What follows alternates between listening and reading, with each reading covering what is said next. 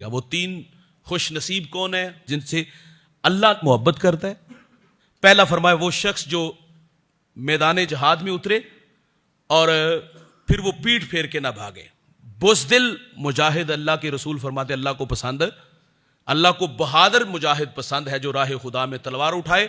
اور دوسرا جو اللہ کو پسندیدہ شخص ہے فرمایا کہ کسی جگہ پر قافلہ پڑاؤ ڈالے, قافلے کے لوگ آرام کے لیے وہاں محو استراحت ہو, کوئی ایک شخص قربانی دے, وہ کہے کہ میں پہرا دیتا ہوں تم آرام کرو, اور خود مصلی بچھا کے اللہ کے حضور کھڑا ہو جائے. سفر عذاب کا ٹکڑا ہے, اسے بھی نیند کی ضرورت, اسے بھی آرام کی ضرورت, لیکن اس نے قربانی دی, اس نے ان کی نیند کو ترجیح دی, سامان کی حفاظت, ان کی حفاظت کے لیے کھڑا ہو گیا. اور جب جانے کا وقت ہو تو وہ انہیں بیدار کرے اور اس قافلے کے ساتھ پھر سفر کرے.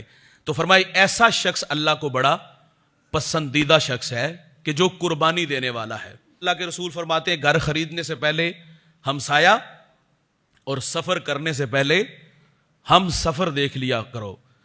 سفر کرنے والا آپ کے مزاج اور آپ کی طبیعت سے اس کا مزاج نہیں نہ ملتا تو سفر کرنا کتنا مشکل ہو جاتا ہے.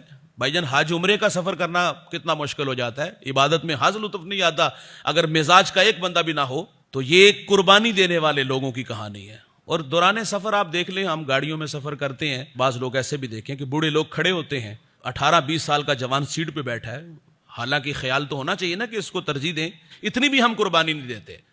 تو سفر کے بھی کچھ آداب ہیں. فرمایا وہ شخص جو قربانی دے تو فرمایا یہ اللہ کو بڑے پسند لوگ ہیں.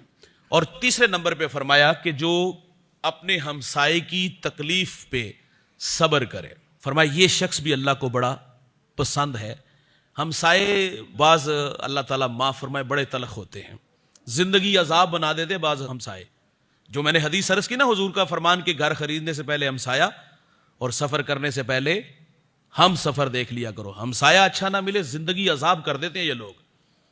ہمسایہ سے کچھ چھوٹا سا تقاضا کر دینا, شادی ہو نا, شادی کے موقع پر جو طوفان بدتمیزی ہوتی ہے وہ کون ہوتا ہے اور آواز بھی بڑی اونچی ہوتی ہے.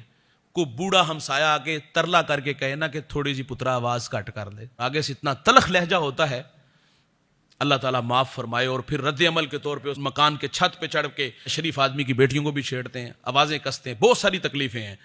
تو اس لیے فرمایا کہ ہمسایہ اگر اچھا نہ ہو تو زندگی عذاب کر دیتے ہیں یہ لوگ, اور ہمسایہ اچھا مل جائے تو یہ بڑی دولت ہے. اللہ ایسے ہمسائے دے دے تو زندگی بڑی خوبصورت گزرتی ہے.